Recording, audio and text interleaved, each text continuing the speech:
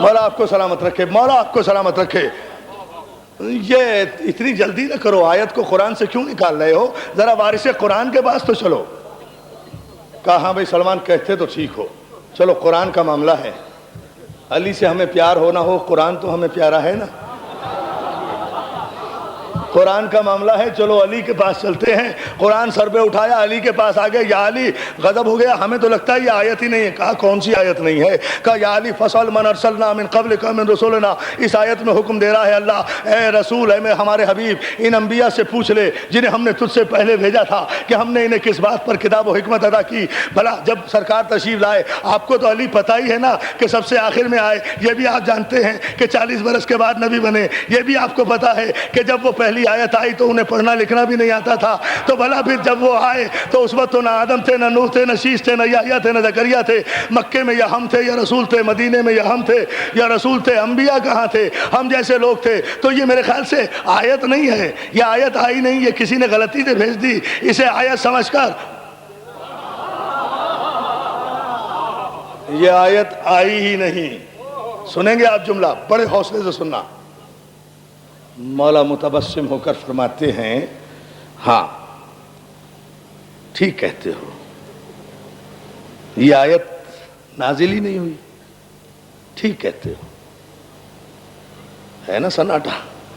ہاں ٹھیک کہتے ہو، واقعاً تمہیں غلط فہمی ہونا چاہیے تھی، اس لیے کہ یہ آیت نہ زمین پہ نازل ہوئی، نہ پہاڑ پر نازل ہوئی، نہ بر میں نازل ہوئی، نہ بحر میں نازل ہوئی، نہ دریا میں نازل ہوئی، نہ سمندر میں نازل ہوئی، نہ ممبر پہ نازل ہوئی، نہ مسجد میں نازل ہوئی، نہ بستر پہ نازل ہوئی، نہ حجرے میں نازل ہوئی، نہ گھر میں نازل ہوئی، نہ رزم میں نازل ہوئی، نہ بزم میں نازل ہوئی، نہ بزم میں نازل ہوئی، نہ کرۂ فضا میں نازل ہوئی، نہ خلا میں نازل ہوئی، نہ خلا میں نازل ہوئی، نہ کرۂ جبروت میں نازل ہوئی، نہ کرۂ برود میں نازل ہوئی، نہ کرۂ بعد میں نازل ہوئی۔ جیسے جیسے علی کہتے جا رہے تھے لوگ خوش ہوتے جا رہے تھے۔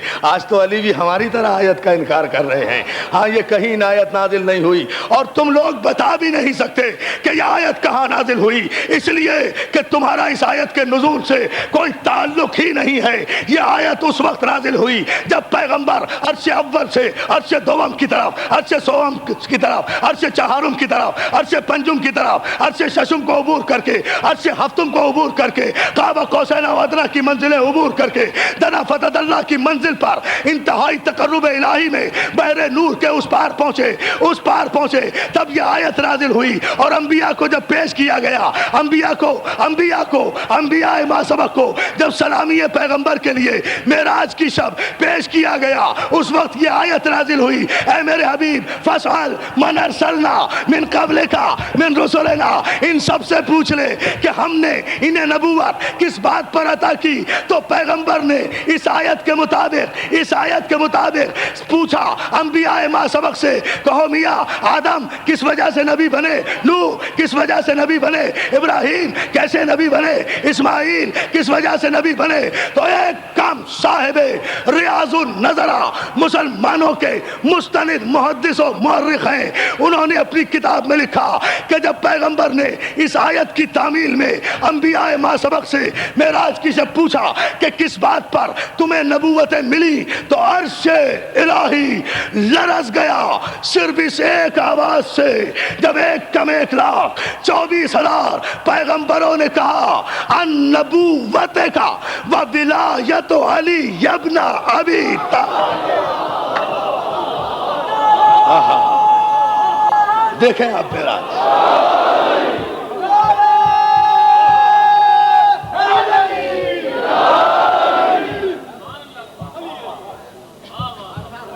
صلوات بھیجیے بابت بلند۔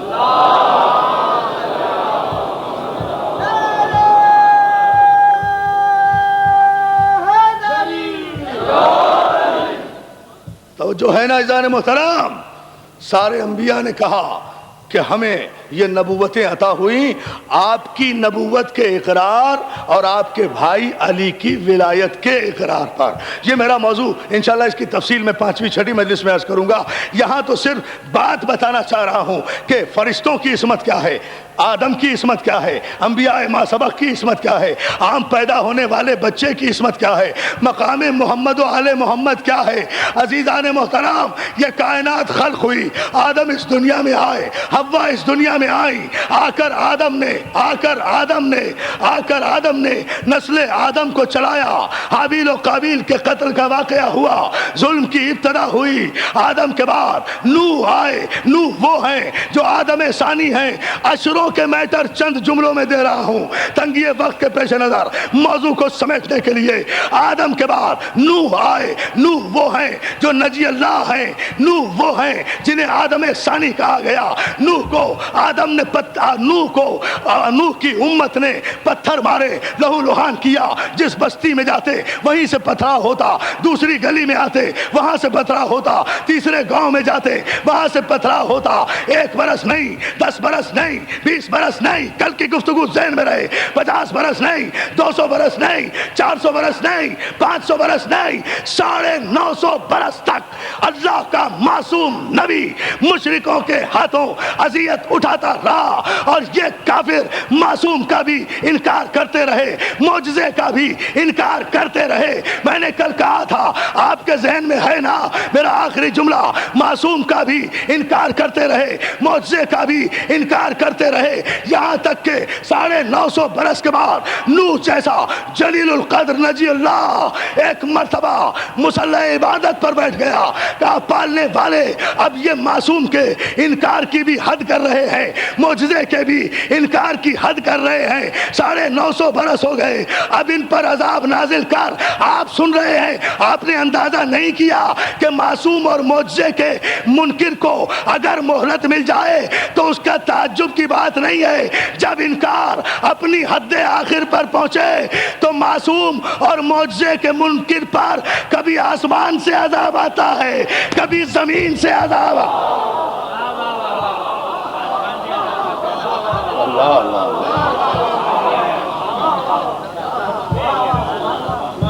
معصومین کے معجزوں کا انکار جنہوں نے کیا ان پر آسمان سے بھی عذاب آیا, پتھر کا بھی عذاب آیا, بارش کا بھی عذاب آیا, آگ کا بھی عذاب آیا.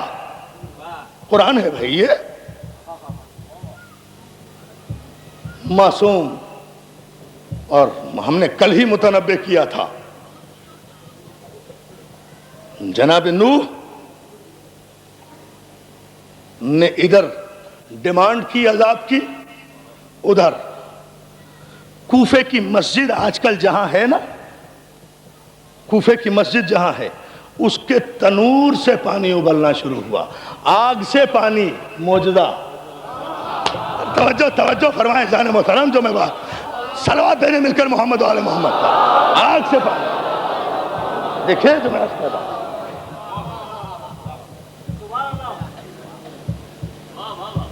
تنور سے پانی ابلنا شروع ہوا, آسمان کے دروازے کھول دیے گئے, آسمان سے پانی, زمین سے پانی. نوح کو حکم کیا ملا؟ نوح تمہاری قوم کو ہم غرق کر دیں گے, تباہ کر دیں گے, برباد کر دیں گے, بس ان میں سے ان لوگوں کو اپنی کشتی میں بٹھا لو جو معصوم کا بھی اقرار کرتے ہیں, معجزے کا بھی اقرار کرتے ہیں. جناب نوح نے 72 آدمیوں کا انتخاب کیا. میں نے کل بھی کہا تھا جو قافلہ مصر پہنچا تھا وہ بھی 72 پر مشتمل تھا. جو نوح نے اپنی کشتی میں بٹھایا وہ بھی 72. معلوم یہ ہوا کہ جب عذاب الہی ساری کائنات کو گھیرے میں لے لے تو جب چھانٹی کی جائے تو اس میں سے 72 ہی مومن نکلتے ہیں.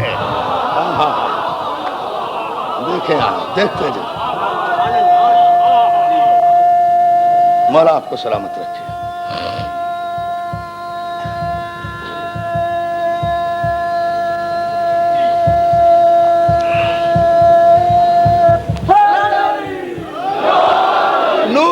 اس کشتی میں بٹھاؤ.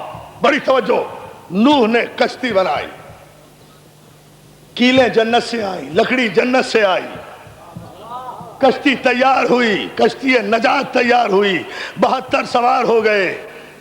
72 سوار ہو گئے، 72 سوار ہو گئے، نوح کا بیٹا سوار نہیں ہوا۔ اس نے کہا میں تو پہاڑ پر چڑھ کر جان بچا لوں گا۔ پتہ نہیں یہ کافر جب نبی کو چھوڑ کر جاتے ہیں، اس نے کہا میں پہاڑ پر چڑھ کر جان بچا لوں گا۔ سمجھتے ہیں کہ پہاڑوں سے بلند کوئی چیز نہیں ہے، انہیں پتہ نہیں کہ جب عذاب الہی آ جائے تو ساری بلندیاں پستیوں میں تبدیل۔ یا علی جب عذاب آ جائے ساری بلندیاں، ہاں نہیں بچا سکے اپنے آپ کو، نہیں ان تفصیلات میں نہیں جاتا، کل عرض کروں گا۔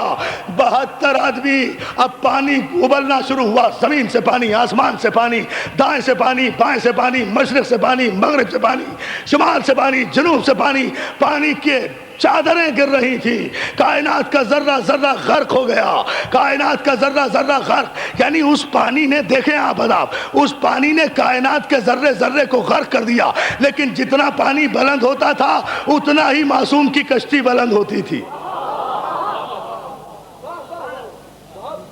اللہ اللہ اللہ اللہ، معصوم کی کشتی بلند ہوتی تھی، اتنا ہی معصوم کی کشتی بلند ہوتی تھی۔ کشتی بلند ہوتی گئی، کوہ جودی پر کشتی جا کر ٹھہر گئی، کوہ جودی کی چوٹی پر اتنا اونچا پانی تھا، وہاں جا کر چھوڑی، ساری کائنات غرق ہو گئی، کچھ نہیں بچا، بچے تو صرف وہ بچے جو اس سفینہ نجات میں سوار تھے، صرف وہ بچے، باقی کچھ باقی نہیں بچا، سب کو طوفان بلا نے غرق کر دیا۔ معصوم کا کوئی منکر، معجزے کا کوئی منکر، کوئی متنفس باقی نہیں رہا، جو کشتی نجات میں آ گیا صرف وہی باقی رہا۔ اسی لیے تو پیغمبر نے کہا کہ مثل اہل بیتی کمثل سفینۃ نوح، میرے اہل بیت کی مثال سفینہ نوح کی مثال ہے، من رکبہا نجا ومن تخلف عنہا غرقا وہوا، جو اس سفینہ اہل بیت میں سوار ہو گیا وہ پار اتر گیا، جو اس میں سوار نہیں ہوا وہ غرق ہو گیا۔